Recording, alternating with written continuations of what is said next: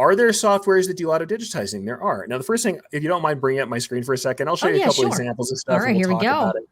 And I may have to file through some stuff. I'm actually going to use some slides from some of the commercial. And by the way, these are paid classes that I'm going to show you some stuff from. So extra value. All right. So wow. All right. And we're getting here for free today. All right. Awesome. Yeah. First thing I'm just going to show you, this is an image I did for a cover of Stitches magazine. Wow. And so on the left-hand side is the photograph I started with. On the right-hand side is the finished embroidery. And the thing that I want you to notice is that there's all these different stitch types and textures that are in this.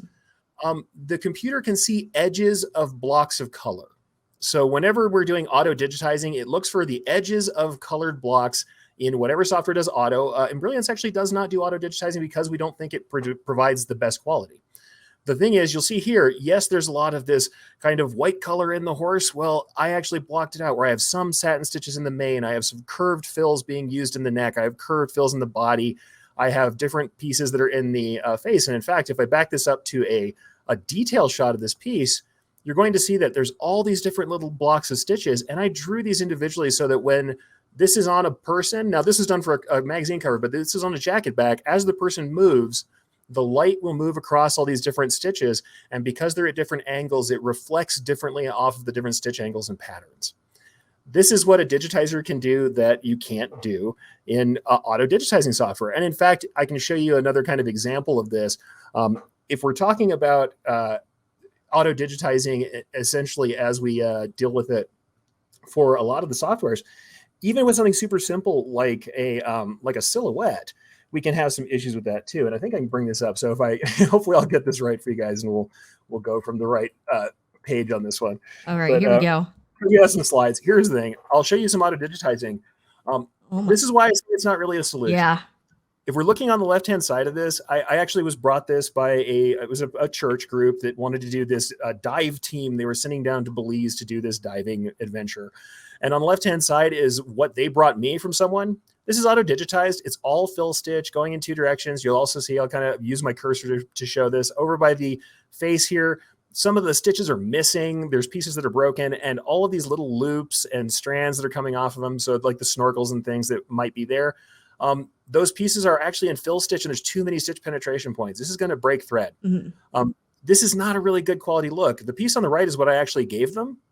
And this was me deciding to look at what a diver looks like, say, where is the arm? Where are the belts? How are the legs? And use satin stitches for the legs because they're kind of cylindrical objects that are narrow. They work very well with the ribbon-like nature of satin stitch. Satin stitch has nice shadows and highlights.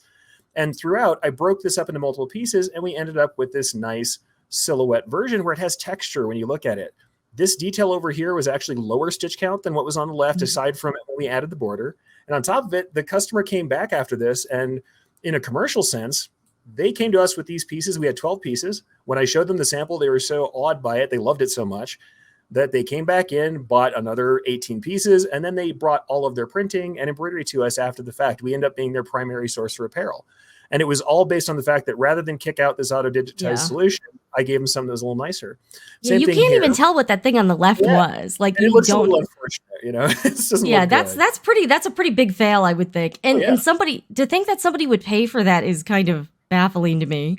Yeah, it's not that people have good intentions doing this stuff. You know, they want to make something nice. But at the same time, a little bit of learning about how to draw some shapes is not super hard to do. It takes a little bit of time. Learning about how stitch types look and how they work helps. And I have one more example. I'll go really quickly through it. This is a piece I did for a company called Habitica. It's an icon from their logo. I like to show these simple like silhouettes because it's the simplest thing you can do. You would imagine auto digitizing is going to do a great job with it, right?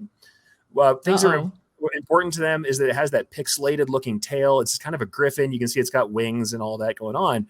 But the initial stuff that I got out of auto digitizing looked like this. Now, you can tweak settings and get it to look better, but as you can see on the left-hand side, we've got all those big split satins. They're going to pull a lot of material. In the middle, we actually were missing some of the detail got paved over where it shouldn't. On the right-hand side, we're missing some stitches in the tail.